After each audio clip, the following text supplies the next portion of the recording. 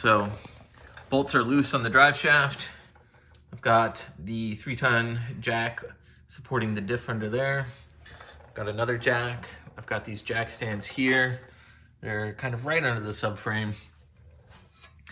So what we need to do is, these are H6s, remove those H6s. Then underneath, we've got that bolt there. Looks like a 19. I could be wrong, but I think it might be a 19. So we just need to remove the 19. And then that bolt, you'll just drive up through the inside of the car. So if you've removed the back seat, which you need to remove the back seat, then it's right here in this hole. That's where that bolt's gonna come out of. That's the head of the bolt on each side. Give you a quick look what I've got going on here. Diff supported, drive shaft, nuts, bolts, stuff like that are loosened right up there. It's kind of hard to see. Everything thus far is disconnected. The next thing that I'm going to do is I'm just going to remove those brake lines real quick off the trailing arms. All right, so change of plans. So I was going to remove the differential from the subframe. Man, I'm feeling all histamine and stuff. So yeah, I was going to remove the differential from the subframe. Those two top diff bolts, those are a real pain in the neck to get to. It'd be easier if you lowered the subframe down a little bit. I might just try to lower the whole subframe with differential. Give it a shot. But one word of advice, and I didn't include this in the prior video, and I want to make sure that I make this clear. Before you remove the ebrake shoes, use the ebrake to put tension on the drive shaft so that you can break the drive shaft 4 bolts loose from the differential. I had to use a pry bar and then pry it up in there and then use that as leverage. So don't do that. It's not the end of the world if you've already taken them off. You can still get it done. But let's move into the process of dropping the subframe. All right, so that's a 21, not a 19. So we're gonna bust that loose. Let's see if my 1/2-inch Harbor Freight breaks it loose.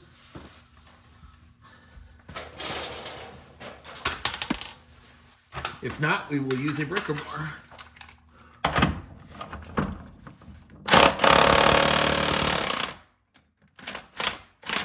right, so I can see the preload suspension giving. So tighten that back up, and then I'm just gonna pop these suckers out real quick.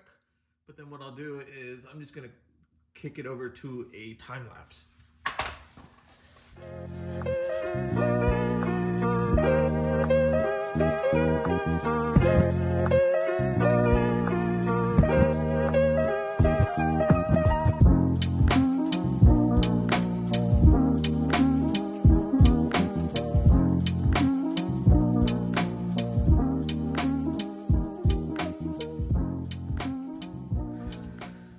All right, I think we're getting there.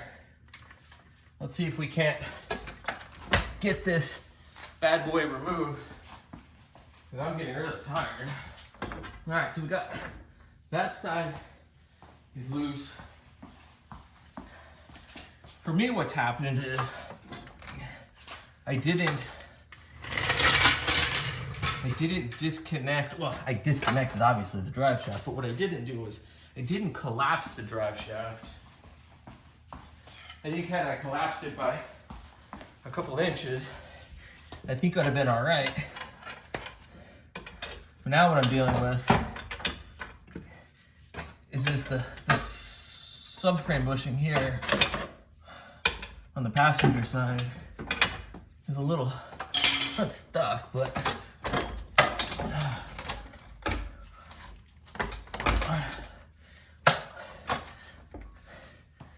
I think, let's look from the back. Yeah, I'm not touching the drive shaft anymore, so that's good. I think what's happening is we have to use a piece of wood and jack under here. And I think if I could just rotate this piece of the subframe, it might be a good spot. But I want you all to see this because you don't watch these videos without wanting to see, I think, kind of the finale of sorts. So let's resituate that block. The subframe has some support on it now. Okay. All right.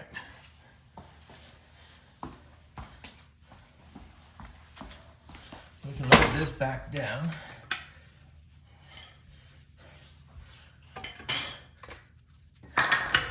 It's crazy. Sometimes it's the smallest thing that'll get you all tripped up.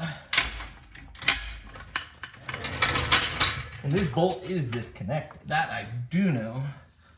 Let's drop it some.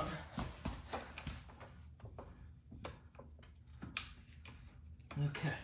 There's very little tension there. Yeah, it's just being a butthead. I guess that happens sometimes.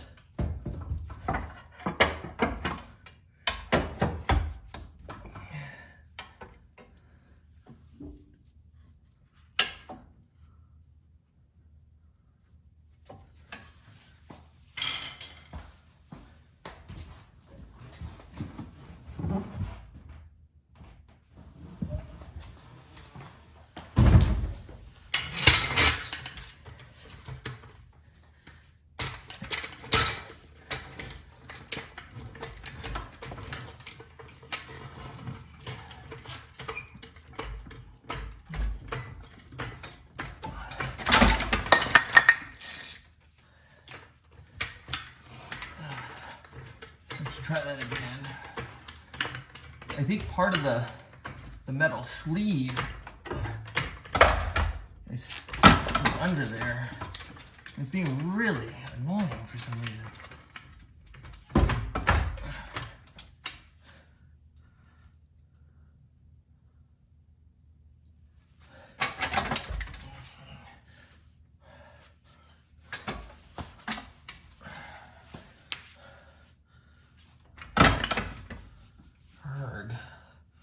Why am I having a problem here?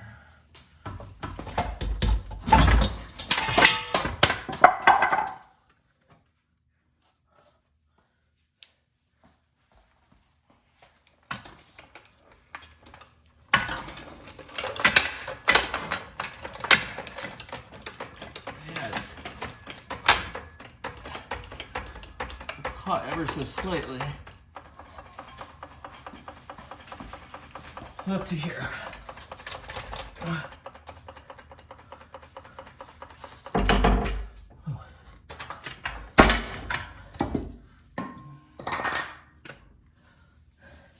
This is really strange. I can see what's going on.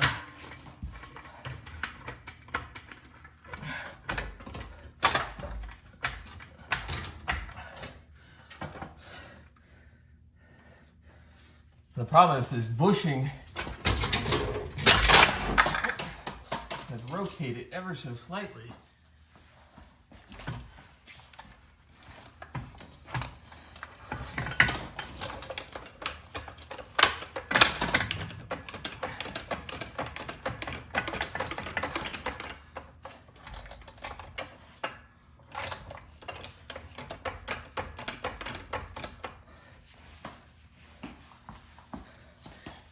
So the subframe just tilted that way towards the front of the car.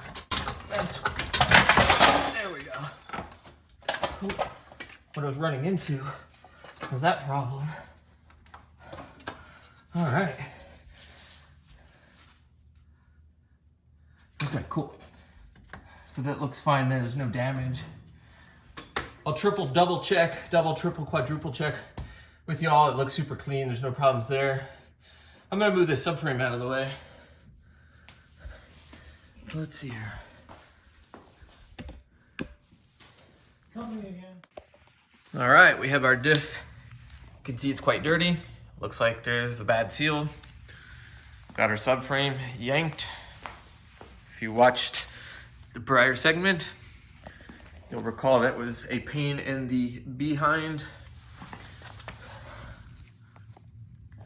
There was a small part that was catching right here inside the car.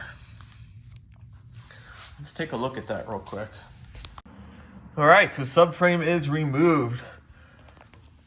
I'm gonna replace this hose. It makes complete sense to replace it now. It is getting a little hard. I just want to replace it. I might drop the fuel tank. I'm not 100% certain. I don't know what I'm gonna do. I want to just make sure there's nothing wrong inside the fuel tank. It's sat for 6 years, this car. Not sure if I'm gonna deal with any kind of rust or anything like that. But let's call this a win for dropping the subframe. Oh, look at it. There's our shock mounts. All right, everyone, that is a wrap. As I look in the camera and I see my face, I had no idea this is what my face looked like. I was talking with some neighbors. They're talking to me about a pool and everything that they're putting in. I'm super excited for them. But I had no idea that I had this much grease on my face. So this is a wrap. This is gonna finish dropping how to drop the rear subframe. I'm probably gonna put a quick montage of chapters 1, 2, 3, etc. because this is third chapter, I think. So 1 was axles, number 2 was some other stuff, and then chapter 3 is just pulling the rest of this stuff out. Might put a quick video together to show you just what it looks like, and then we'll move on to chapter 4. I think chapter 4 is going to be our axles, rebuilding axles and those types of things. Hopefully I've got a rear subframe that'll be on its way back from the shop in terms of welding, stuff like that. Then we're going to take it to get powder coated. I don't know how much powder coating is going to be. Imagine I'm going to be spending a few $100s for powder coating for the subframe and the trailing arms. Might be a couple other pieces and stuff like that that I throw in there while I'm getting the whole process powder coated. So like this video. If you do like it, comment. Comments are super helpful. And definitely smash that subscribe button. Let people know about this video series, this channel, if they're curious about E30s, classics, how to work on your car, those types of things. All right, everyone, thanks. I'll hold this or not, but I'll first try to hold it myself.